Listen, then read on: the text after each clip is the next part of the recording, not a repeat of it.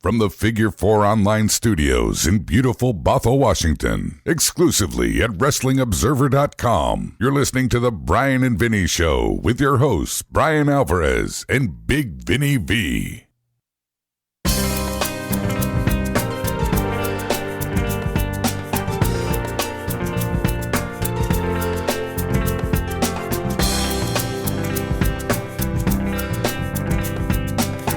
All right, it's Bryan Vinny Show here. It is September 25, 2018. Figure4online.com/WrestlingObserver.com.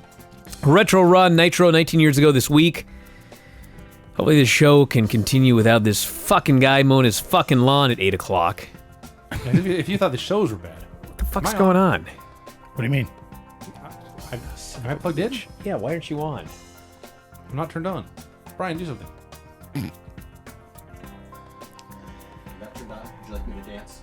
Craig, talk. Yeah. Hey, Matter of what's fact. going? Why does Vinny have no audio? I have no idea. You're also got really us- loud in my headphones, if that matters. You're loud in your headphones, but you can't hear yourself. You're loud in my headphones. Well, I'm always loud. It's true. I've been doing this for years. You're louder than usual. I'll keep talking just in case maybe Is your cord loose there, buddy? I don't think so. Okay. Oh, I can't hear him. Yeah. I can't hear him either. The light comes on when I talk, if that means anything. The bottom green light there. Okay, I can kind of hear him in my headphones. Hello, hello, hello, hello, hello, hello, hello. Hello, hello. Hey, here we go. Better. Any other disasters? Fuck. God damn it. We're going to leave that in? Who cares? Okay. Gives a shit. Got an inside look at, That's production. yeah, you know the meeting, problem everybody. was his fucking volume wasn't turned up. How'd that happen? I don't know. Don't look at Fucking me. lawnmower, I'm sure. Yeah, The that's lawnmower I could hear vibrating the in room. fucking lawnmower better than I could hear you right there. Jesus Christ, what next? Am I loud? Yes, You're always. fucking loud. All right. I think we're good. Okay. Do you want to go back and listen? No, I can look at it right here. I can hear you now. What I hear is what they're hearing. Okay. So now that we can hear you, they can hear you. Oh, those poor people. Because the fucking volume's up now. You're yelling in my ear, dude. I know. All right, are we ready to go? Not now. I need to warm up again. All right, let's start over again. Hey, it's the Bryan Vinny Show, September 25, 2018. Some fucking guy's mowing his lawn Weird. at It's 8 o'clock at night. The sun's down. It's pitch black Jesus outside. Christ, what the fuck's he doing? He must have a heck of a spotlight on his yard. It's 8 o'clock at night and the sun is down. Why is he mowing his fucking It lawn? needs to be mowed. I can answer that. Oh, really? Rob says he's got an answer. People are assholes. Thanks, Rob. Okay, can we get going now? Vinny wanted to call the cops. As I said, if we one thing, it was loud music. And why were you dancing? He's trying The to turn fuck Vinny were you on. dancing He for? wasn't turned on. I was trying to. Vinny said he wasn't turned on, so I was trying to turn him on. Did it work? I actually didn't look. There Oh, you why go. don't you do it again, Rob, while we're at it? Don't do it, Rob. No. No. That's terrible. If I take this key, can I stab my eye? Put that shit away. I don't want to see it on the camera. Can you see that? Those keys? I can't see those. Anything else? I'm just gonna pretend like we haven't even started yet. Get all the shit off the thing. Get rid of that. Get rid of the water bottle. You can't see. I'm looking at this camera right now. You can't see anything. Okay, well, I was just saying. All right, move let's the get mic going too. here. Retro Raw and Nitro. My mic is in the right position for once. I'm not sure. No, I'm sure. This is exactly where it's supposed to be. Okay, it's tilted up enough? I want you, Brian, to acknowledge that, to me, Vinny, that my mic is in the right spot. All right, I think it's in the right spot. Okay. I will do anything not to talk about these shows. Well, we have to. Okay. Dude, there's a lot to talk about here. There sure is a lot to say. There's a lot to say. Let's get going. You know Where to begin? You know I'm going to ask. No, Vinny, we did the mnemonic game. Huh? Nitro's first Nitro before Raw alphabetically. I told you. You're so fucking dumb, dude. I told you. It was a mnemonic game, okay? What could we say about how we do this show? We weren't talking about, it's Dynamite, Nitro. Yeah. What were we saying? We don't plan going in. We do it. Raw. Hey! Raw goes first.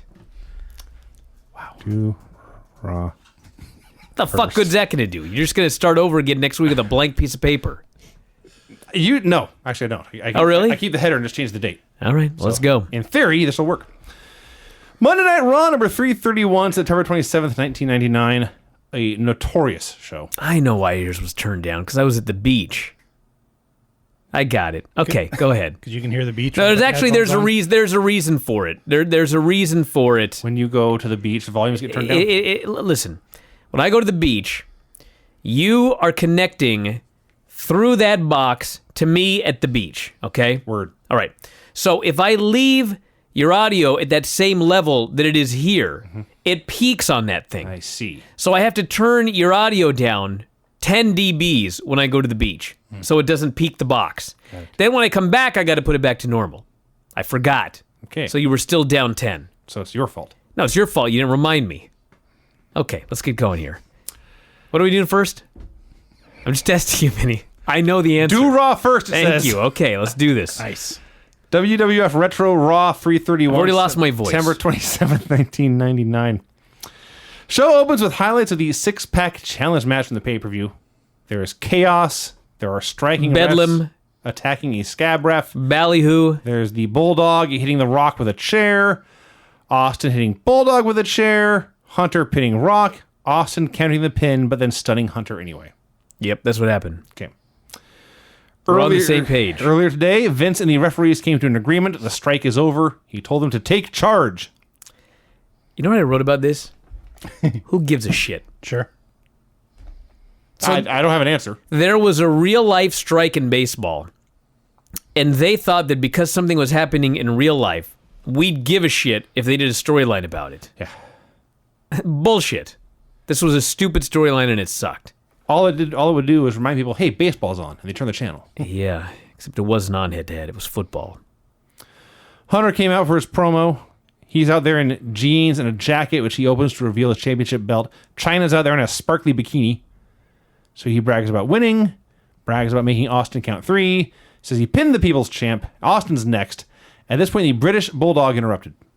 And he explained that he and Hunter had made a deal that if either one of them won the title at the pay-per-view, they would give the other a title shot tonight. Clearly this happened on SmackDown, which we don't watch. Was the Bulldog in the 6-pack challenge match? Or Heat. I presume so. Apparently. That's what it sounds like. So, What's the name of the pay-per-view? Unforgiven? Unforgiven. No, that's the next one. I wrote Unforgiven. You're an idiot. Let's see here. Fully loaded.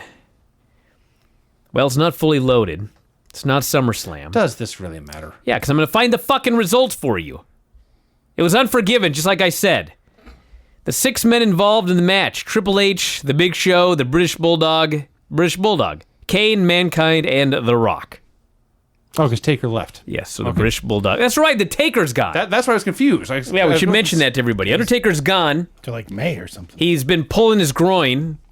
He needs to take several months off before he can come back. I see what you did there. You're so proud. I have been driving all fucking day. Do you understand? I woke up and I drove from the Oregon coast back to the house, and then I watched Raw after teaching 2 hours of kids class. So I'm a little bit fucking crazy right now. Let's keep going. So here is how they wrote their way out of the storyline. Hunter says, quote, I lied to your ass. Yeah. Okay, cool. So Bulldog says he can take Hunter out now or take him out later. They get in a brawl. The referees run out. Vince comes out. He congratulates Hunter on his win, books him in a title match against The Rock tonight because Rock got screwed by the Bulldog.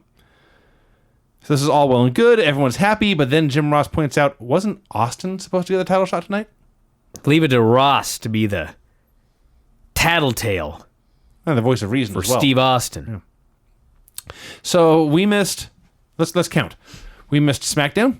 Yep. We missed Heat. Yes. We missed the pay-per-view. Yes. Anything else? Was Velocity on at the time or Jacked? I don't think so. Okay. And if it was, nothing happened. In those 3 shows, not only are the New Age Outlaws back together, they're tag team champions Yes, again. they are. Yeah, I don't know when they won the belts. What? Yeah. And Kane, I missed a month. Kane and X-Pac are back together. Yeah. And as noted in The Observer, they didn't even explain that one in those No, shows. they just came back. They're just back. I guess Shawn Fields is not an anchor anymore. Bunch of shit happens. Okay, no, I wrote it all down. Oh, here we go. Moolah beat up Ivory on Heat and then beat her up again in Unforgiven. Jeff Jarrett meets with Tom Pritchard. Mankind has balloons and something under a curtain. Oh, no. Yeah, I got stuff to say about it. Okay, so to recap, Jarrett meets with Pritchard, Mankind is walking, and then Jarrett and Pritchard are walking. There's no commercial break in there. They show Jarrett and Pritchard, then Mankind, then Jarrett and Pritchard again. Well, Vinny, I believe that a few weeks ago there was an incident and you said there was no commercial break, and we later found out there actually was a commercial break. So it is possible there was a commercial break right here. I suppose. It was just Do surreptitious. you think they've earned the benefit of the doubt? I've made mistakes before. I'll make them again. Sure. But I'm just Who saying. cares? Yeah, just rewind the show. Fuck no. Ever. Steph and Test go tuxedo shopping. The women in this crowd loved Test in his tuxedo. He wants to look for lingerie. Can we go lingerie shopping now, he says. Yeah, she's just so embarrassed. Giggle, giggle, tee-hee. Does she know they're getting married? Does she understand what this is all about? I don't think she does. She is a young, innocent, naive young lady. Yeah. Let's Yes. get married and sleep in separate rooms. Oh, like Ricky and Lucy. They have separate beds. But still. Let's get married and live in separate houses. There's a I don't want to get too uncomfortable with me and Andrew. There's a local DJ whose wife lives in California. Yeah, sometimes it happens. Jarrett, Pritchard, and Miss Kitty came out. Now, Brian, when I got here, you were watching the end of Raw. I watched Raw on Friday night, and I was going over my notes before the show, and it feels like another human being watched and recorded these notes because I have no memory of any of this. So I will do my best to try to make sense of what happened, but let me know if I screw anything up. So at the pay-per-view, See, I didn't even bother with this, so that's why I don't have this problem. Jarrett beat up Moolah and May. Then Deborah broke a guitar over his head.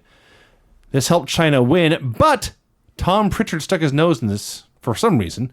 He was one of the refs because the refs were on He strike. stooged off China, showed a replay, which means China is DQ'd, and thus China pedigreed Tom Pritchard. Yeah. Right.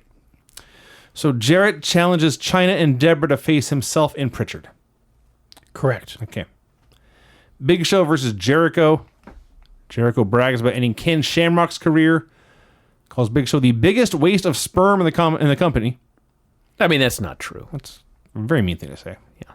Prince Albert's on commentary running down the Big Slow. My favorite part of this match is they go to do the short arm scissors and the gotch lift. It just I've seen it done a million times, but it looked like Jericho had no idea how to do a short arm scissors. And Show also had no idea how to do the gotch lift, but he's a giant. So he just muscled him up and slammed him down. A-Train on commentary made fun of Big Show for having a giant head. He did. Ironic. So Show goes for the choke slam, but the referee calls for the bell before Albert has done anything. Yeah. He's psychic, this referee. Well, I mean, there's a giant man on the top rope. I mean, How many times? I know, Vinny, but this referee did it right. Yeah, they're just All these other assholes do it wrong. They're fresh back from a strike. He's loaded for bear. I've said it before, Vinny. If you and I are in the ring together, and I hit the ring with a shotgun, and I aim it at your head, the match just keeps going till I kill you. Absolutely. Okay, that's a fucking DQ when that big guy gets on the top rope. I will add, Vince did tell the referees to take charge tonight. He did. This referee took charge. Good. Good for him. So it's a DQ, and then Road Dogg, who is back with the Billy Gunn and is a tag team champion, now attacks Chris Jericho. What? Who cares? Mankind is talking to whoever is behind his curtain when Stevie Richards, in one of the few high points of Raw, Stevie Richards arrives in a tie-dye shirt and says, "Mick, I want to be Dude Love." And Mick spits out his coffee, shouts, "Why?" He says the chicks hated Dude Love. It was all part of the gimmick. I did love that they had to explain the joke. To all you dumb fuckers out there, Yes. Dude Love was not, in fact, beloved by the ladies. No. But he gives Stevie his blessing. Yes. So I'm guessing Dude Stevie is a thing now. I have no memory of that. I don't remember even showing up just It like must Christian have did been the other very, week. very compelling. It's just going to be another character next week. Probably. Austin arrives. He is, of course, pissed. Oh, that's right. He's another character every week. That's why I don't remember it. Even more than usual. Cole interviews China. She accepts Jarrett's challenge, warns Deborah to stay out of the ring. Steve Austin comes out, demands Vince explain himself. Vince says, "I promised you a title shot, but I never promised when." He says, "You are going to get the title match at No Mercy." I'd have to go back. I could have sworn he did say next week on Raw. But maybe he's like Hunter. I lied. Lies. I'm a promoter. I lie. Well, Steve Austin reluctantly accepts these terms, but warns Vince if he does not get this No Mercy title shot, he'll beat him like he's never beat him before. Yes, he will stomp a mud hole in his ass like never before and walk it dry. He never likes to leave those mud holes wet. No. I don't know why. Wasted mud hole. Guess so, yeah. GTV has a hidden camera in the Mean Street Posse. Can I write what I wrote about this fucking thing? Can you write it? Mean Street Posse. Shut up. Don't yell at me. You said something dumb. You don't have to point it out. Oh my gosh. If a tree falls in a forest, Vinny, Right? if I say something stupid and you don't point it out, maybe nobody will notice. This whole show is devoted to pointing out stupid shit. You're giving me an Yeah, aneurysm right this now. show, not me. Anyway, the Mean Street Posse are running a train on Terry, Yes, they are. right? That is Okay. the story, yeah. So Rodney went first. Yes. He's reclining. Or at least he finished first. He's reclining. The door opens. Out comes Joey Abs. He's followed by Terry, and she's got a towel around her. Okay. Now it's Rodney's turn. He's so excited. Yep. He begins taking off his Go clothes. third, by the way. You've never seen a man so excited. To go Go first, second, or third. It doesn't even fucking matter. You never seen a yes, guy it so does. excited. He's ready to go. And Rodney and Joey Abs kick Terry to the curb. Terry starts to ask for a favor, and they laugh her off. They degrade her. They call her terrible names. They tell her to beat it. And Rodney cock blocks Pete Gas. He did. He absolutely did. In this case, I can use that term, Craig. Sure. But in this case, it's apropos. That's what fucking happened. what happened. I'm not making one moment of this segment up. No, this is what happened. This was fence building to the 10th degree. So It was. They degrade her. She has to do the walk of shame out of the room. And this closes the only part of this I remember 20 years later because the delivery was perfect. In every sense of the term, frustrated, Pete Gas asks his friends, "What are you two beaters doing?" That's what he said. I thought you were going to mention the line, "Why I'm always the caboose," That too. and say, "I remember that line from high school. Why was I always the caboose?" Wow. I thought about 8 different things there. I'm not saying any of them. So Hey, anyway, that's what happened in the segment, everybody. that is what happened in the segment. That's what led to this discussion. That segment. Vinny, when you were in high school, the train never got out of the station, did it? That's closer to the truth, yeah. I will add, by the way, that for a guy who only ever wrestles in sweater vests, Rodney is ripped, Yeah, he's Sure. a wrestler. I guess. So No, Rodney? No, yeah, he's just a guy. Joey Abs is a wrestler. He wasn't ripped. Yeah, well, Rodney's Rodney Lionheart. He was. That's You true. cannot have the last name Lionheart Wow. and Flabby. not be ripped. Otherwise, he'd always be the caboose. I suppose so. Steve Blackman versus D'Lo Brown. Pete Gas is always the caboose. Touche. So at the pay-per-view, Val Venus pinned Steve Blackman, God. but Blackman just hit him with a stick Are anyway. you recapping this fucking pay-per-view? I honestly don't know why you bother, but it's making me laugh. I'm going to let the people know all this shit that happened on pay-per-view that I didn't see. But I'm recapping from what they told me happened. recapped it. It must be important. Okay. Sometimes the night before ties into Monday night. Oh, yeah? I said sometimes. So the boot of the week, the Lugs boot of the week, is D'Lo Brown hitting Mark Henry with a frog splash to win the European title, which is not a boot. No. Draws is on commentary. Oh, here. how sad. Yeah. Next week. Yeah. Oh. Next week is the last one. Yeah, October 5th. I looked it up because I thought it might be the I show. bet you they don't show it. It didn't happen. Of course they don't. It's a SmackDown taping. The tape has never been seen. Yeah. So Draws is on commentary. So they're doing this match, and it's Steve Blackman and D'Lo Brown, and they're all involved in about 18 different stupid feuds. And I suddenly noticed this referee has his arm in a sling. Yes. He had it in a sling during the Yes. pep talk as well. He's got to earn Well, his keep. that's fine because he's not reffing. I know he had a shirt on. Sure. But here, You're they right. took a guy with a broken arm and put him in the ring for Vinny. a match when guys get bumped all the time. They're Vinny. desperate. Vinny, the referees are no longer on strike. They have been given their autonomy back. He needs only one arm to count. He can do this job. So in this championship match where Steve Blackman has a chance to win championship gold, he hits D'Lo with a stick for the DQ. Yeah. Gets himself disqualified. Yeah. Who wants to lug that through an airport? He hits a security guard with a stick. John Dodson. Yeah, and Draws goes after D'Lo, and Mark Henry and Nurse BB are checking on D'Lo. Yeah. Mark Should have been Henry- Nurse DD. Mark Really, Henry and D'Lo back together. Why? It would have happened. Are they back together? Maybe Mark Henry was just out there pretending to care about him to make time with Nurse BB. Could be. I see. But yes, Yeah, he's sexual chocolate. They had a match last night, and Yeah. now Mark Henry's out here checking on him. Okay. Mankind's walking backstage. He invites Steve Austin to join the party, at which point Stone Cold Steve Austin, when he is having a bad night, politely declines. Yeah. The old Steve Austin would have stunned their heads off. He's gone soft. So, Here we go. been doing these shows for a long time now. And there have been times where in the middle of a segment, I have had to, for example, go for a walk or address my stress in some other way. This is the first time I've ever, going into a segment, liquored up. Vinny. I pressed pause. I walked over to my counter. I selected a bourbon, or excuse me, a whiskey. I went with Crown Royal and a shot of Crown Royal and said, okay, now I am ready to watch This Is Your Life. He was drinking on the job. Do you know what this man is, Craig? This is a man who, for the last year, has not watched Raw and SmackDown in 2018. Yeah. That's what you are now, Vinny. Good. Thank you. Go ahead and recap this segment, then I'm going to give you a dose of reality. Okay. So, shot consumed. I press play. Mankind comes out. He's got balloons and shit. It says, in the six-pack challenge, he had put Mr. Socko in The Rock's mouth. I think he also had a DDT in The Rock. He didn't know what he was thinking. He stayed up all night thinking of a way to make it up to The Rock. He asked The Rock to come out. Rock obliged, did his usual promo. Says, there's no apology necessary. I have a title shot later. I need to go prepare. What do you want?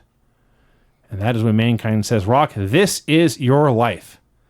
And there is music and pyro and confetti and balloons and ballyhoo. So Mankind asks, do you know who this voice is? And there's a voice asking if Dwayne would answer an important question. Out comes an old woman. We are told it is Rock's 6th grade home ec teacher, Betty Griffin. Mm-hmm. The graphic says she's an English teacher. Her name is Mrs. Schubert. And then Rock called her Mrs. Griffith. It all happened. I'm not sure if it was supposed to be a fuck up like that, because in a segment like this, you just never know. But I can't help but notice that from that point forward, nobody else got a graphic. Right. So I'm thinking it is possible that they told Mick to announce certain names, and he didn't think that there was going to be a graphic, so he just made up names. And then it was all fucked up. Makes sense. So Rock has bad memories of his 6th grade home ec class. Why? Because they made chocolate chip cookies and blueberry muffins, but he never got to make pancakes. Hey, could be a serious issue, Vinny, if you really Explain. like pancakes. Explained she was out of Aunt Jemima. That's what The Rock said.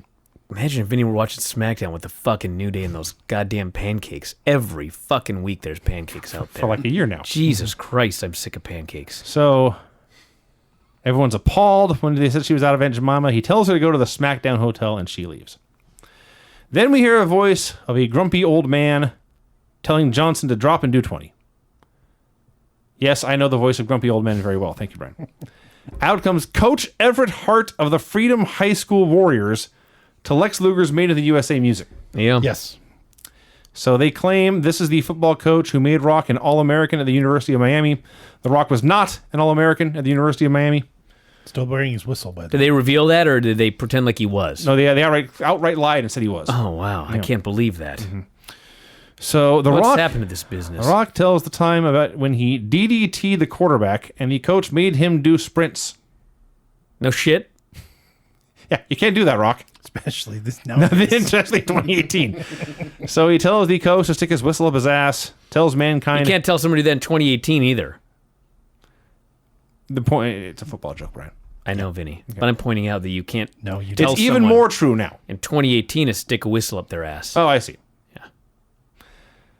So Rock tells Mankind to get this over with. Mankind does not get this over with. And you go back and forth about stealing lines. There's a voice about wanting to run her fingers through Dwayne's hair. Wait, do you even mention who this is, or you just skip it I am forward? about to. Oh. The voice first. I see the lines. I got it. Yes. Out comes Joanne Embriani She was cute. to the Narcissists music. They had Lex Luger's CD laying around. They just decided to use it tonight. Ironic, too, as well. Yes, that's what happened on Nitro. She used to love The Rock's tongue. She liked to nibble on his ear and neck. The women loved this. Yes, they did. They were going crazy. And then she told him to go for second base, but then cut The Rock off at second base. And now Rock says she wants to serve him poontang pie. He cracks himself up with this line. He cracked himself up. Jerry the King Lawler Thank you. died for the first time on Raw here. Jerry Lawler was happier to hear the words poontang pie on Raw than he has ever been to hear, see, or experience poontang pie in his own personal life. I guarantee you this. Well, we don't know that. Oh, I guarantee he's as happy as he was here. So Rock ejects this. What the hell was her name? Joanne Embriani. Sends her to the Very back. important to get that name. Brian, I'm a journalist. I know. Facts to report. So Mankind then says, all right, I admit the teacher was a bitch, the coach was a jerk, and your girlfriend was a skank. Now it is time for presents. At this point, it occurred to me. My shot of Crown Royal had worn off. This thing had gone so long. I It had started wasn't sober. that long, for fuck's got sake. drunk, Jesus Christ. Sobered up again. I got another shot here. Are you new at this wrestling thing? Holy smokes. Mankind got Rock a Rock and Sock jacket, got himself one. The crowd is chanting Rock and Sock. He debuts Mr. Rocco, which is a sock with Rock's face on it. I thought it was a fucking puppet. Turns out under the curtain is Yerple, the clown from one of the great segments of all time, Yeah, the same clown. from the Vince McMahon bedtime That's very show. thoughtful of Mick Foley. She goes up to put a sticker on Rock's shirt. I like you. It says, I like you, yes. But I like you. As she holds up the circular item to his shirt. Look at you. You're so happy. He's got. I didn't get it until Lawler was absolutely... This was the second most fun he had all night. Yeah. When he got to explain, I like you. So as she is holding up her I like you sticker, Rock looks at this circular item and asks, is that a condom? No. Yeah, Ross. Ross. Yes. Yeah. So Rock says it doesn't matter what Yerball's name is, and now Mankind is upset. Well, Vinny, that's the key there. He asked her what her name is, and he exploded. It doesn't matter what your name is. That set Mick Foley off. Of all the things tonight, he could not stand for Rock bearing this happy clown. Well, they go way back. Yes. So he explains he has done all this, gone through all this work, all this time, all this money, all this trouble, trying to do something special for The Rock, and now The Rock is just mean to everyone and quite frankly, very ungrateful. It's true. I now- felt for Mick Foley. Now Yerple is going to lead the crowd in singing Happy Birthday to The Rock. They bring out a cake. They sing the song. Rock says, my birthday is May 2nd. It's true. At this point, I have never been so happy to see Triple H Oh, my God. charges the ring with a sledgehammer. This was the old vaudeville hook to get a bombing act off stage. Oh, It's Vinny. Hunter with a hammer Wow. to chase them away. Let me explain something to you, Vince. When this happened originally, some people thought this was the greatest thing that they'd ever seen, okay? These people were wrong. I was not one of them. Okay? I knew it sucked at the time. It was not great at the time.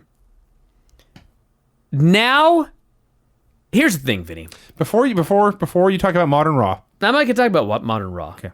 I just want to say that watching this today, on the 5-star scale, okay? 2 3/4 stars. That's generous. Whoa. Hold on. you left out the Hold negative on. sign. No. 2 3/4 stars. You thought this was a better than average segment, almost good. Here's the key. It was I may not... walk out of the studio right now. Listen to me. It was not good, okay? But, hold on.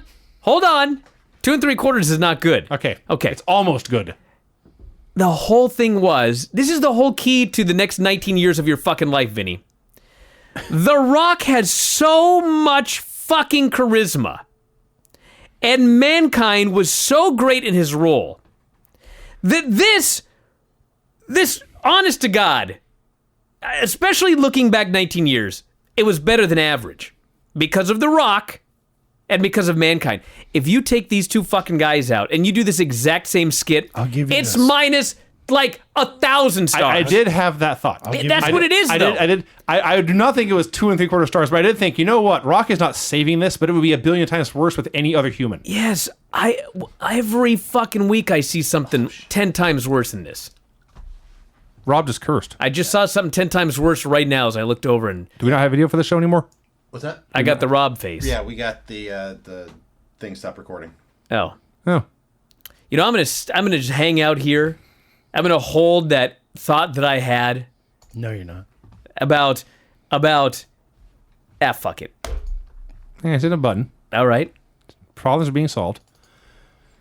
Rob's on the case. I have faith in Rob. Rob's on the case. Yeah.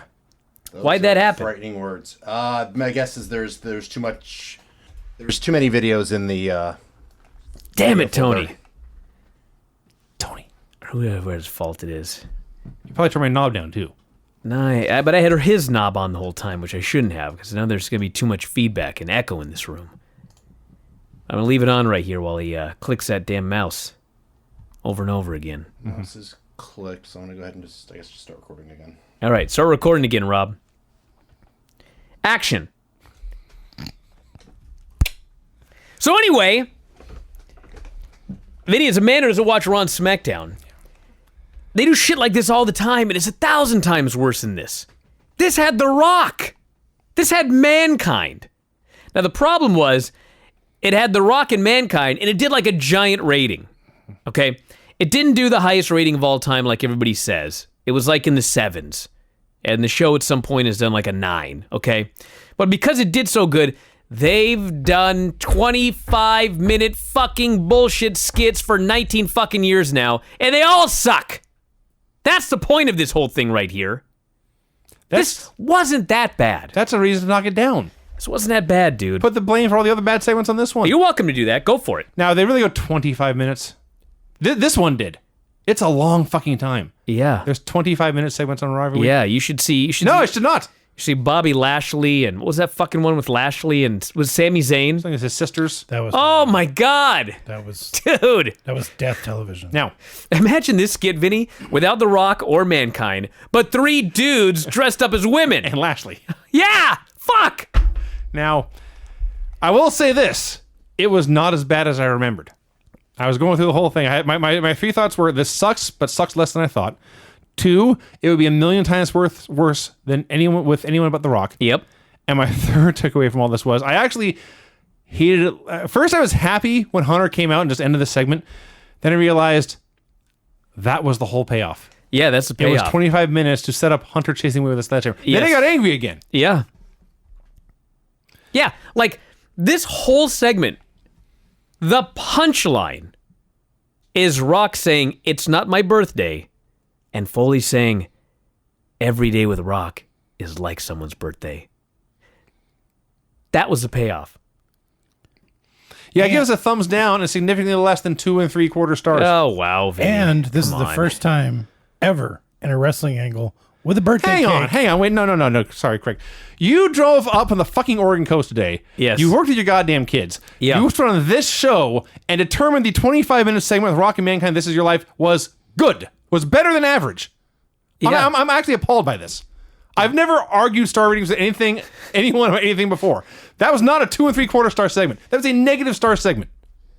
Okay, Vinny, if you think so, that's you. fine. All right. But I don't think so. No, you must. Because I watch worse shit than this on a weekly fucking basis. And So that's -4 stars. I watched Nitro first. And after this, I watched fucking Fabulous Moolah and Mae Young versus Ivory.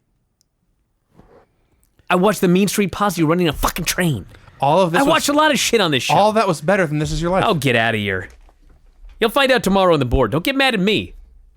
Don't get mad at me. Craig, I apologize for interrupting. My emotions overcame me. I didn't give it 5 or 7. You gave 5 too many. Oh, get out of here. What would you rate it, Craig? 5-star scale. A 5-star scale? Yeah. Like a 1.5? That's still positive. Vinny, get out of here. I want to. I want to leave. I should. I've lost faith in you two. Oh man, I should find a segment for you to watch. I didn't hate it because at the time when I was younger watching Should have it, crowned to this show. I This show's worse than enjoyed that. it because of Rock and Mankind's banter, Exactly. but I didn't love it like Brian does. I didn't love it either. I gave it 2 3/4 stars. Okay, the only thing I have to say about this, A fucking. they brought out a birthday cake. Nobody ended up in the cake. First time in wrestling ever a birthday cake was involved with wrestling. That's Nobody true. ended up in it. That is your takeaway. Should I from give a it another quarter 25 star? minute I segment? had nothing to add because you rambled on for 7-8 minutes about this 8. I'll do it again. Hey, you know what happened on Raw last night? Tell me what happened on Raw last night, Brian. Brie Bella went all UWFI I heard she she about killed did. somebody. on Liv Morgan, and she just starts throwing fucking kicks and kicks her twice in the face and knocks her unconscious. That sucks. And then she drags her to the corner by her fucking neck. That really sucks. And then they throw her ass back in and do a fucking suplex. So yeah, this was 2 3/4 stars. All right. No one died. A highlight of entertainment. no this one was injured here in this 25-minute segment. You're right. It was too long. Yes, nobody was injured except you, apparently. Yeah, you're the one. Soul. New Age Outlaws got a promo. Did I mention they're back together in tag team champions Yeah, now? they are. Yeah. On ghetto tag teams in the back who don't think they deserve to be tag team champions. They challenge any 2 grapplers to face them. The Hollies are watching. They are not certain if these men qualify as super heavyweights, and they leave to get their scale. So they go to commercial. They come back as the New Age Outlaws versus X-Pac and Kane. Yeah. Hollies come out in 3 seconds with their scale. They attack in 2 minutes for the DQ. And now DX and Kane are all buddies. And they beat up the Hollies. Well, actually, it's X-Pac, Kane, and Billy are all buddies, and Kane just stands there in the background like a little lost child. All sad. Red Rooster interviews Moolah and May. They say Terry, the Red Rooster, is too sweet. Yes. Now you know where the Young Bucks got it. They stole it from the fabulous Moolah. I think they stole it from DX.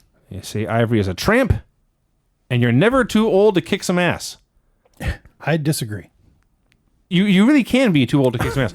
Most old people are too old to kick ass. I saw it tonight on this show. The show.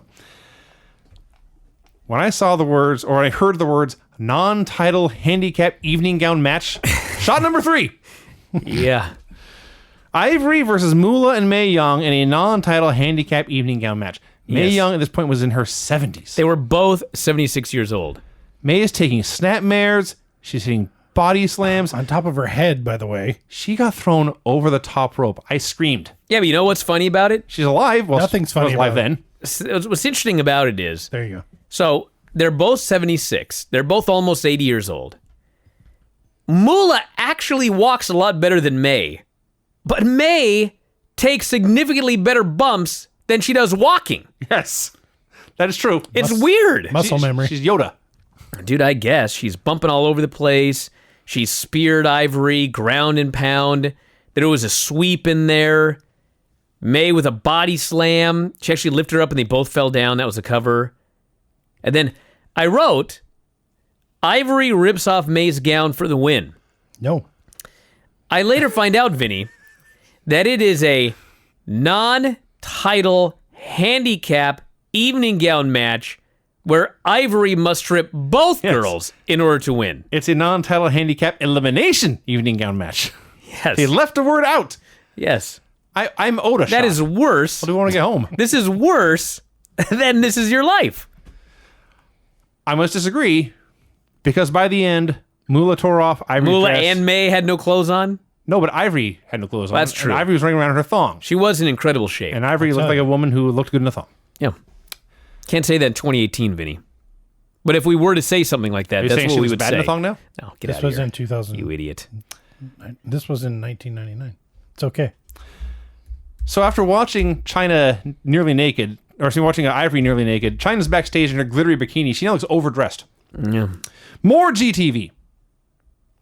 Val finds Mr. Rocco in a trash can, rolls it up, and stuffs it in his jeans to give him the illusion of having a Big Johnson. Yeah. So GTV, whoever this is, they knew Mr. Rocco was in a trash can, and knew if they left a camera there, Val Venus would walk by and take the sock and stuff it down his pants. Well, the key, Vinny, is that GTV is everywhere. It's a series of cameras. Someone shows up at the beginning of the day and sets up like 80 cameras. Then they go and they look at every single one to find anything good. That actually makes sense. So Yes. this porn star didn't look impressive in jeans, so he stuffed his pants. Can't be too. Can't be. Who cares? Jeff Jarrett and Tom Pritchard versus China and Deborah.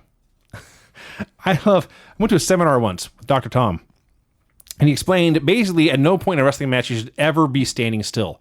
Always be doing something. He says, I always like to fuck with my hair a lot. He just waves his hands through his long curly hair and just shakes it around. So he comes out here for this stupid man-on-woman tag match, fucking with his hair. Just makes me laugh. Can I tell a quick story? I'll try not to make it too long. I'll try and give the short version. I'll try not to fuck it up. So the Jake the Snake live Q&A. He tells a story. I'm pretty sure that every story that he told was absolute bullshit, which was disappointing because it's Jake the Snake Roberts. You'd think that like he could talk for 5 hours and only tell the truth and it'd be amazing. But instead he had to go out there and just tell a bunch of bullshit stories. So he claims that when he was a young wrestler, just breaking in, he had to go into the locker room and just say, yes, sir, no, sir. Not ask any questions. And he said that every day he would see these guys and they would go and they would reach into their bag and they would put something in their armpit and they would go into the restroom. Then they would come out of the restroom, there'd be nothing under their armpit. And he was like, every guy does this. What are they doing? But he's not allowed to ask questions. So he would befriend these guys and he would always talk to his friends and basically say, I always see these guys get in their bag and they put something in their armpit and they go in the bathroom. They come out and it's gone. What is it? Oh, I can't tell you. If I told you, they'd fire me. So he's constantly wondering what could possibly be in this bag. So finally, one of his buddies comes up to him and he says, Jake, I'm going to tell you what is in everyone's bag.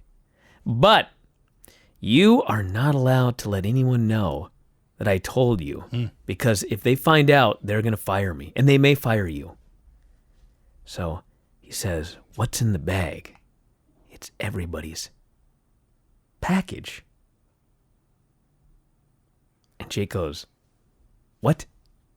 And he said, it's their package. Their package. Their enhancement, if you will. Exactly. So Jake's like, you motherfuckers. All you fuckers are stuffing shit down your pants and going out there in front of the women, and I'm out there with nothing in my pants. Fuck you all. So he goes into the locker room the next day, and he stands up and he just says, hey, fuck you all. I know it's in everybody's bag. It's bullshit that you didn't tell me. He gets his big fucking towel, and he goes into the bathroom, and he stuffs it down his pants. He goes, not only am I going to have a package, I'm going to have the biggest fucking package in this locker room. So they have the match that evening. It's a battle royal. Everybody goes down to the ring.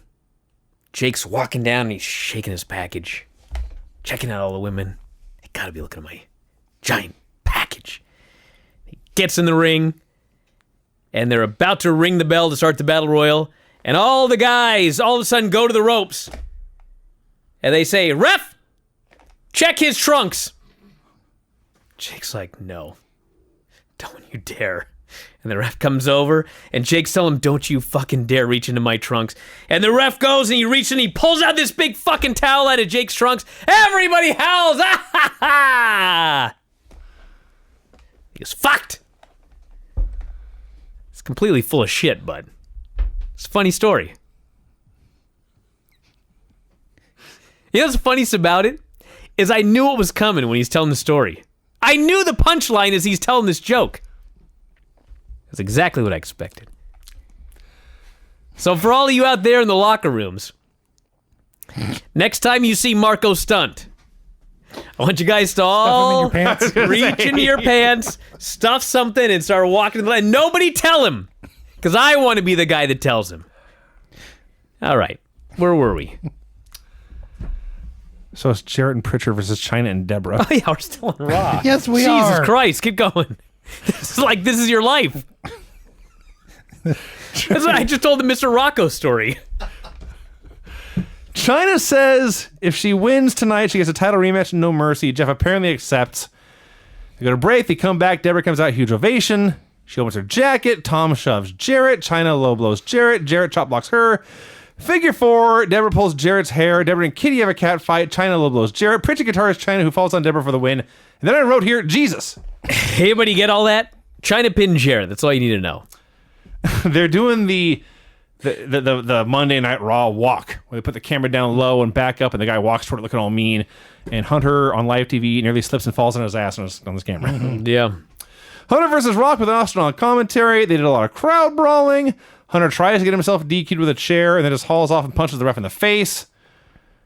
Oh, let's see. A lot of chair shots. Austin destroys Hunter, hits a stunner. There's a rock bottom. Everyone in the building is on their feet. Rock rolls over, makes the cover, and the ref slowly counts, and Bulldog interferes for the DQ. Hey, this was a hell of a match.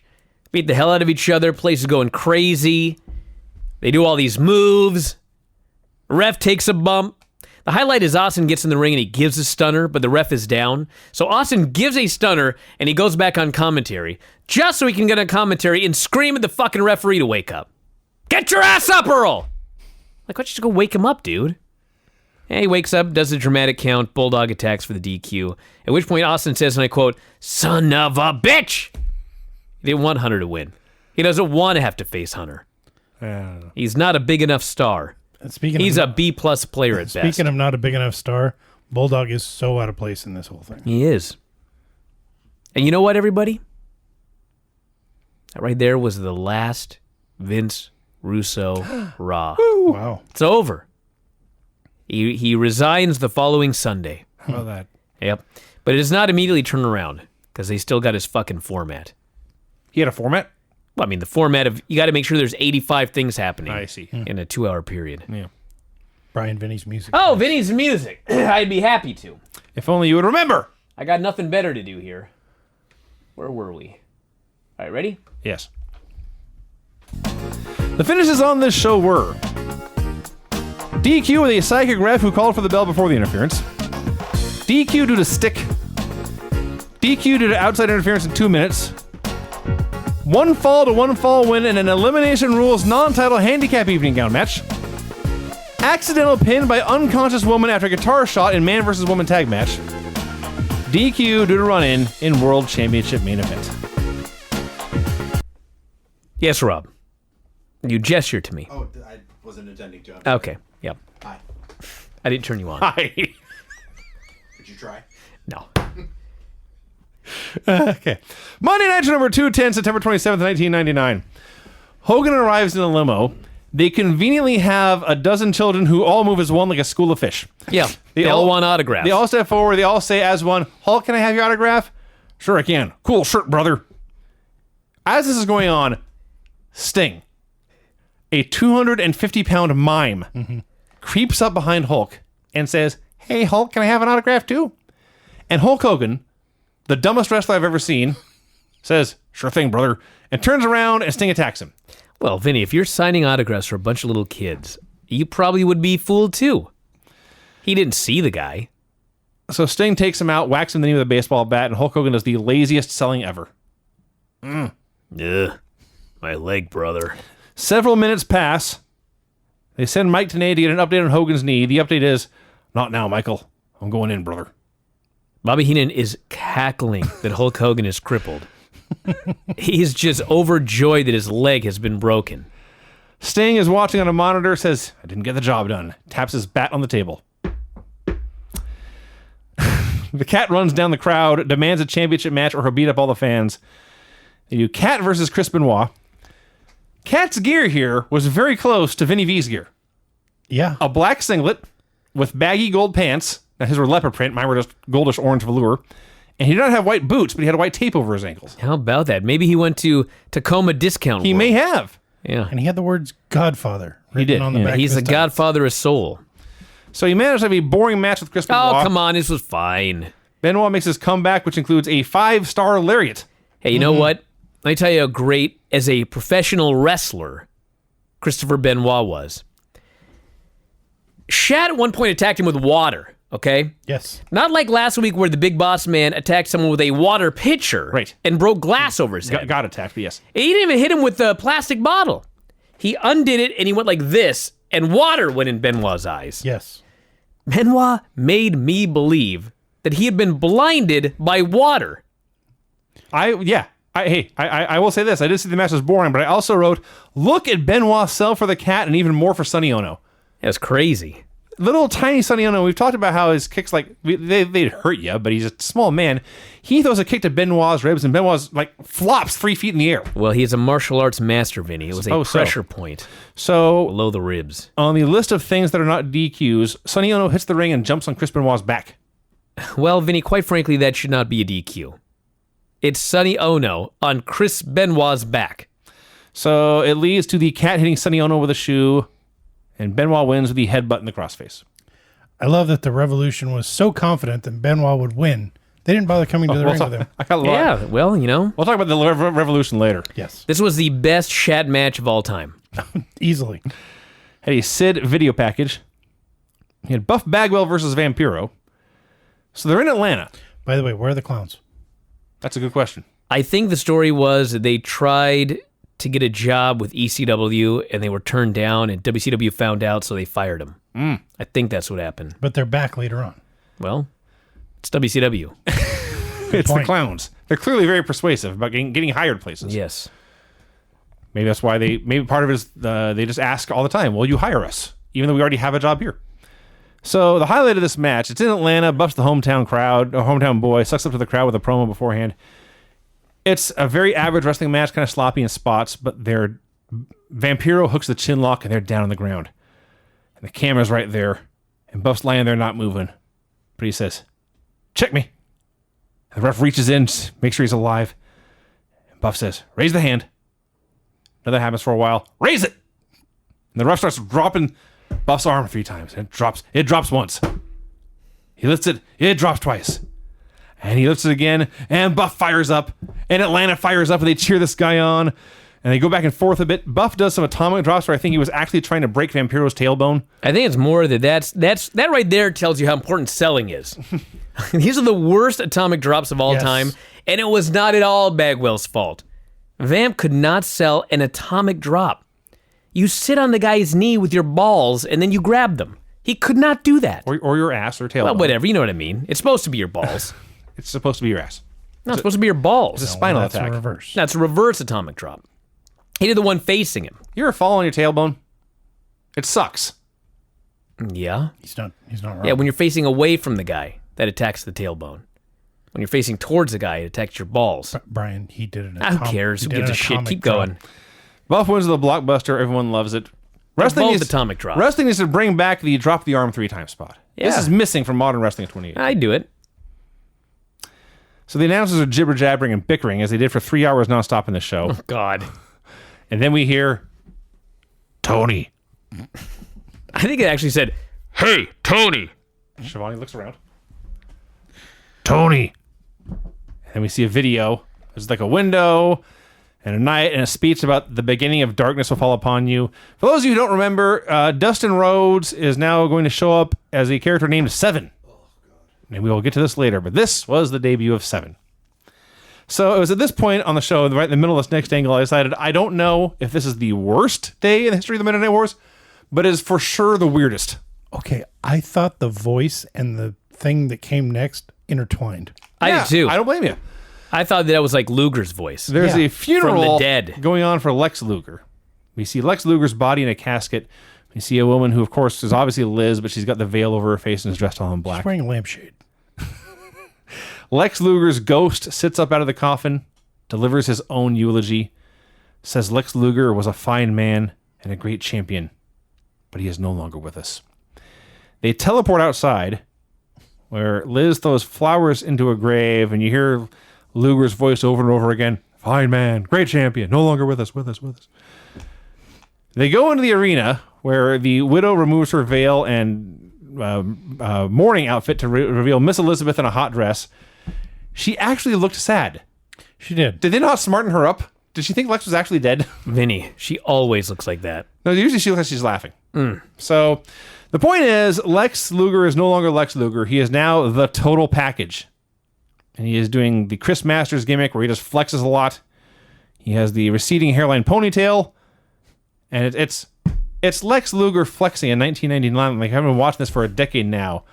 And Tony says, wow, what a moment. Is that Tony said that, not Heenan. Yeah. Is that why he's been coming out the last 2 weeks covered up completely? It must be why. I thought he was not in shape. I was incorrect. He's very lean.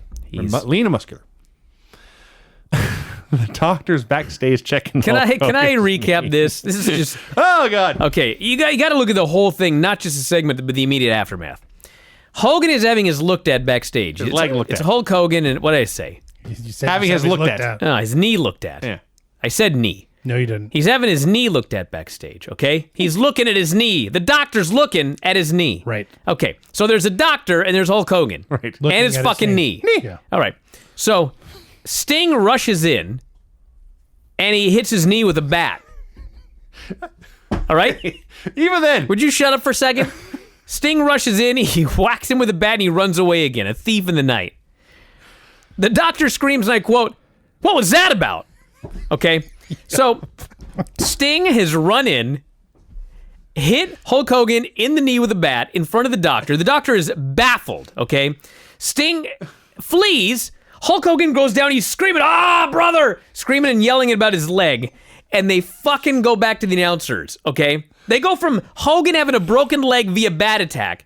They go back to the announcers, and Tony says, "Fans, grip and flip wrestlers on sale now." Those closed captioning were available, sponsored by Toy Boy Grip and Flip. Now, I will say this. In Tony's defense, There is no defense. I believe that was a pre-tape. It doesn't matter. Don't air it there. Well, that's fair. That's a good point. The one thing I can disagree with you on is Sting did not rush in and he did not flee. Sting slowly stepped in. Yes. Almost took a few practice swings, whacks Hulk in the leg, turns, almost looks into the camera, like with a face. His face is, "I can't believe this dipshit fell for this twice in an hour," and he leaves.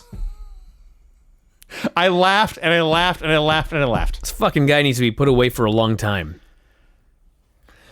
Dean Malenko versus Rey Mysterio Jr. So they're out there with their gangs. Yes. Dean tells Revolution to leave. Ray says, "Filthy animals, you can leave too." Heenan just says, "Two stupid men." Yes.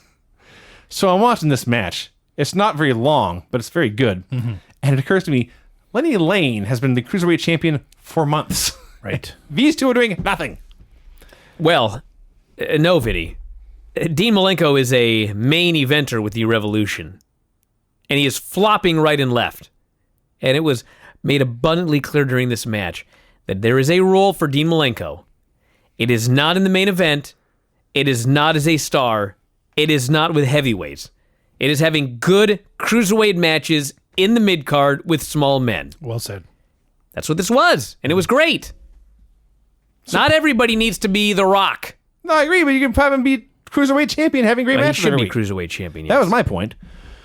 So during this match, Sid and Steiner arrive in the cheapest, shoddiest rental car pro wrestlers have ever shown to in a building. Hey, I got to give him credit. A year ago, they would have gotten a very, very, very expensive car. They would have destroyed that. Ruined a stretch Hummer last year. At least they just destroyed a beater, Yes. as the Mean Street Posse would say. Ray wins the Oklahoma Roll and they shake hands. I liked it. It was great. Very good match. Goldberg versus Hugh Morris. Not a very good match. Yeah, it was fine. Bill decided to do a dropkick this week. It was great. And that sidekick that ends Brett's career in a few months. That's also true. So Sid arrives, hits Goldberg with a chair, leaves. Goldberg somehow ends up bleeding from the shin. Badly. Yeah, he sells for a bit, kicks out of the moonsault, and then hits the spear and jackhammer and wins. Goldberg sold matches for a bit. He sold for way too fucking long. Goldberg matches are always fun. It was fun because it's Goldberg, but that's like This Is Your Life with The Rock. It did not need to go as long as it did. No, he's selling for so long that they killed the crowd. And then he brought him back to life when he made his comeback. Well, yeah. They could have killed him for 3 hours, and all it takes is one spear, one jackhammer. They're good. Yeah, so don't do the heat. Hello? So Goldberg calls out Sid, who does not come out. There's one way to book Goldberg. It is not selling for 10 minutes for the laughing man. Humorous. It is funny. Tony always pronounces it humorous. He always. Always. It clearly says Hugh Morris, and I get the joke, but he never even calls him Morris or No, Hugh. he's humorous. Humorous. Yeah, like an arm bone. He's giving the punchline to the joke. An ambulance leaves. What was that noise? He was laughing. I don't even know anymore. An ambulance leaves. We are left to assume Hulk Hogan is inside. Yes. Yeah. And the Nitro Girls auditions in Atlanta. Can you believe that these die in the ratings every week? It's astounding. Crazy. Nobody gave a shit about Salentria and Jamie Flowers. Salentria. That's her That name. was her name, Salentria. I think it was. There's no N. It's Electria, but who cares? It was I Salentria. always like that on my Mexican food. Could you be more racist? What? I'm It's a lot. disgusted. So Kimberly and Charmel are out there to plug voting. Evan Courageous versus Berlin had a 5-minute video and entrance package for a 3-minute match. This crowd was dead. This crowd was dead and did not wake up for hours. So the finish was supposed to be Evan would go for a springboard move. The Wall would punch him. He would fall down, and Berlin would hit the neck breaker and win. Evan goes for the springboard. The Wall is nowhere to be seen. Poor Evan has to slip and fall, and then try the springboard again, so this time Wall can punch him. You had one job, Wall, and it was punch Evan Courageous, a job many people would pay for. Oh, maybe he was supposed to punch him when he landed on the rope, but Evan actually slipped. He had to wait till he regained his footing and then punched him. Anyway, eventually he punched him. Berlin won with a neck breaker. Brad Armstrong hits the ring. He gets destroyed. Brad Armstrong. Again. What? Dude. Goldberg gets Sid's car keys. Does anyone want to give any more detail? No. Yeah. David Flair is back. He's on the phone trying to find Tori. Trying to call Tori. They filmed him. He's trying to call Tori. It was GTV. Can't find her. Trying to get the number where she's at. She's clearly avoiding him. This took me back to high school. Tori, are you there? Where is Tori at? She's not. I can't even do it! I tried! I cannot be as boring as David Flair. Should I move on? You want to... I'm determined to get it right, but I can't. I just can't. Damn it. Harlem Heat and the Winning Brothers had a terrible tag match. Horrible. Just awful. Fucking terrible. 6 men with the rednecks, and 7 with a ref involved. I don't think anyone did their job right. And then Stevie cheats with a belt to win. Aren't they the babyfaces? I don't know. Fuck this. Let's move on. It was horrible. Okay. Hey, youngsters. Goldberg used the Yellow Pages Yeah. and used a landline, which we used to just call a phone. I just used one. Yeah. You did, actually, yeah. I still have one. And he's told, he made a call, that's all we know. Yeah. Rick Steiner versus Van Hammer, who is so horrible, it sucks watching Steiner torture him. So apparently this was supposed to be Sid versus Hammer. And Sid showed up and said, I got allergies. What? So he didn't wrestle. Well, Steiner acknowledged this kind of in his promo. He said Van Hammer is supposed to wrestle Sid, but he's got better things to do, so you're wrestling me. Yeah. Implying Steiner had nothing to do. He had to take an antihistamine. Jeez.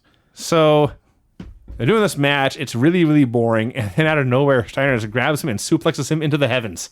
Yeah, on his head. I ever mentioned how much I love Rick Steiner? He's the best. Rick Steiner, while he was beating this man, was cackling to himself. Yes. It was awesome. So Charles Robinson is out there. He's Sid's buddy, and thus by proxy, he is also Rick Steiner's buddy. So as Hammer's making his comeback, he goes to throw a horrible punch. Charles Robinson hooks his arm to block it. Vinny, I watched this like 5 times. That's not what happened. He was hooking him up. He was trying to hook him up for his full Nelson slam. Okay. That's why his arms went up.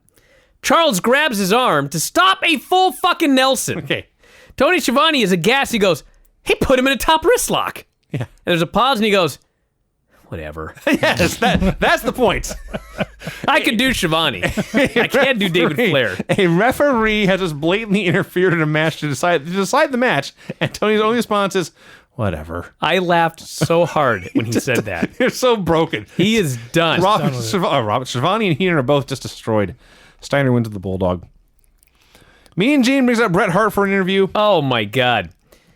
So Bret Hart, we haven't seen him since Luger hit him in the eye with a bat. Right. Or in the face. And Gene goes, they show 3 replays of Luger hitting with the bat. None of them looked good. And Gene says, Bret, how are you doing after Sting hit you with that baseball bat? I'm like, you watched 3 fucking angles and you don't know who hit him with the bat? Bret Hart, he got hit so hard in the face with that bat that I Googled it to try to find out if like he needed a reconstructive surgery on his face. It was so brutal. They showed replay after replay after replay. Gene Okerlund then says, how's your face? And Bret goes, had a couple of stitches. Now, Luger and Sting, I'm back. I got no respect for you guys. You're the lowest of the low, the scum of the earth. Hulk Hogan is the Elvis. I'm like, got fucking hit in the face, full on with a fucking baseball bat. Why are you blowing this off? This is Bret Hart. What? I don't know.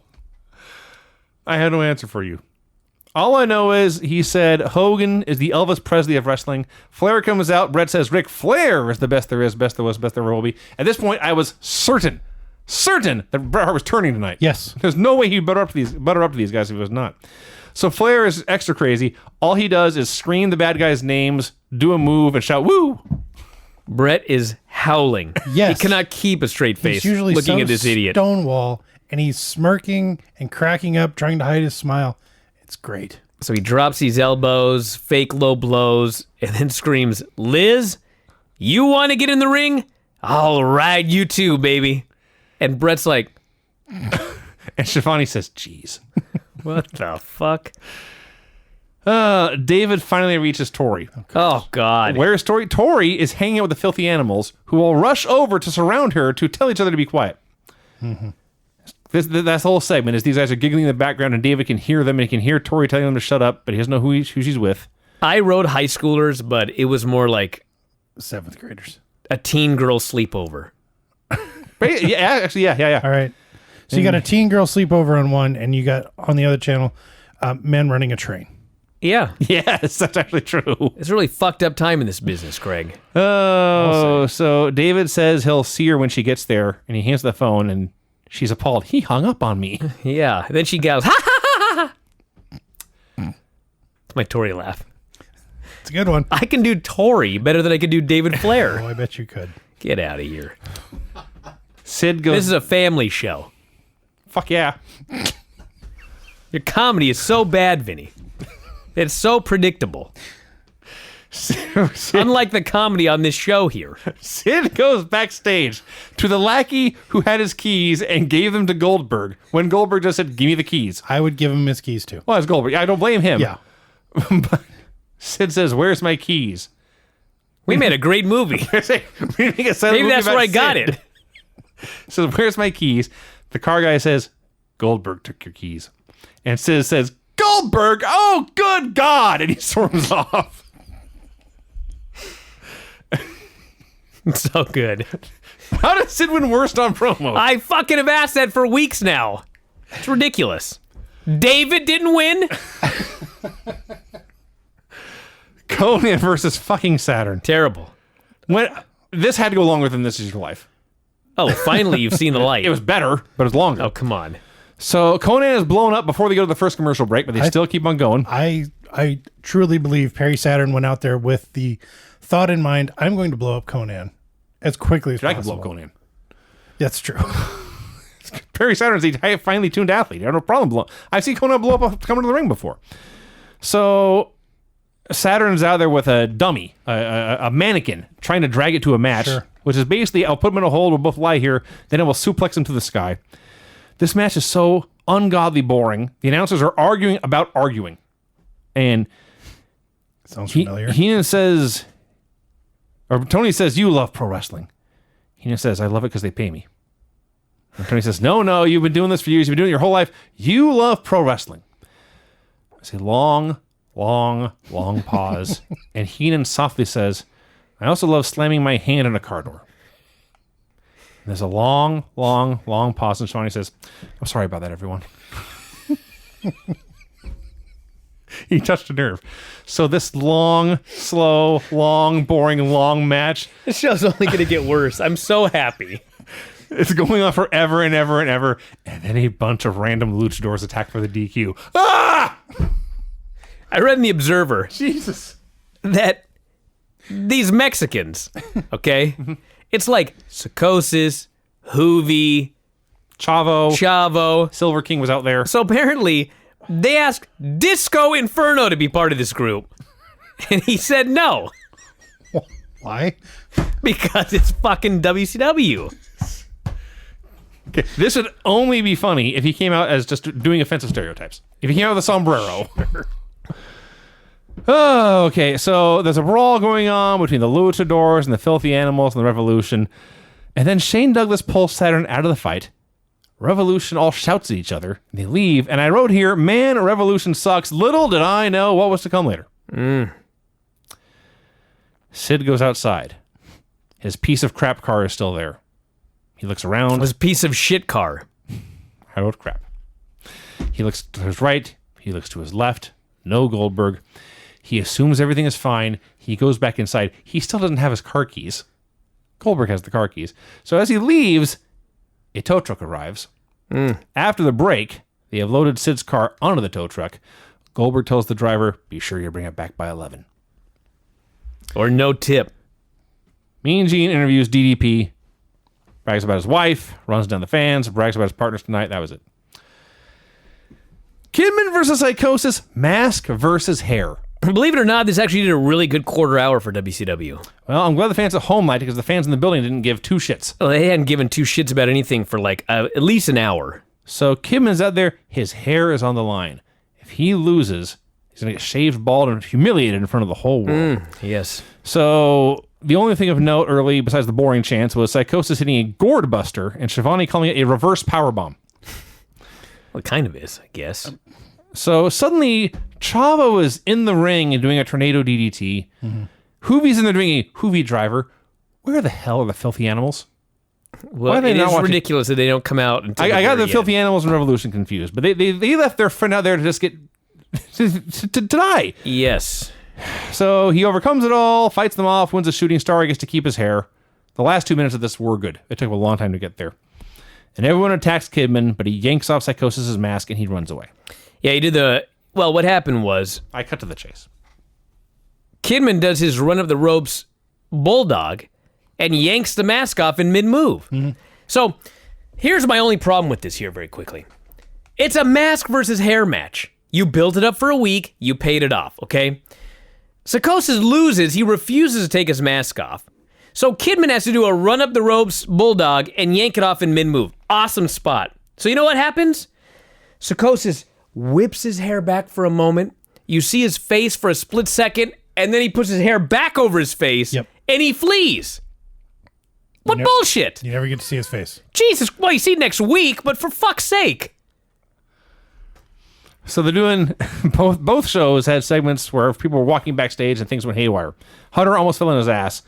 At this point, we see Sting, Page, and Luger, and they're walking, and it's a long shot. They're walking for a while, and they get closer to the camera, and closer, and closer, and closer, and now we have a close-up of Lex Luger's confused face, and you hear Page say, "We got a red light, my friend," and then it goes off. I don't know what happened, but he was telling the cameraman to turn the goddamn camera off. Aha. Yes. Although I don't know why he'd tell the cameraman. It's the production guys that are supposed to cut away from it.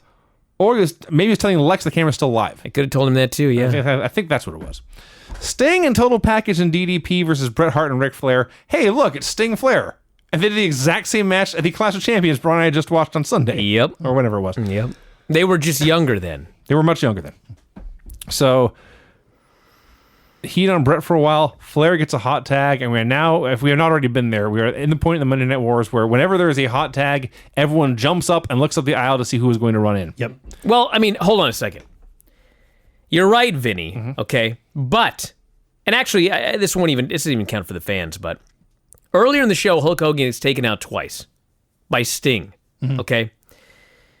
Hulk Hogan says, "I'm going to the hospital." Right. Tony Schiavone says, "Well, we know he'll come back at the end of the show." So no shit, everybody was expecting Hulk Hogan to come out during this match. Yeah. And you know what happened? He fucking didn't. Not until the match is over.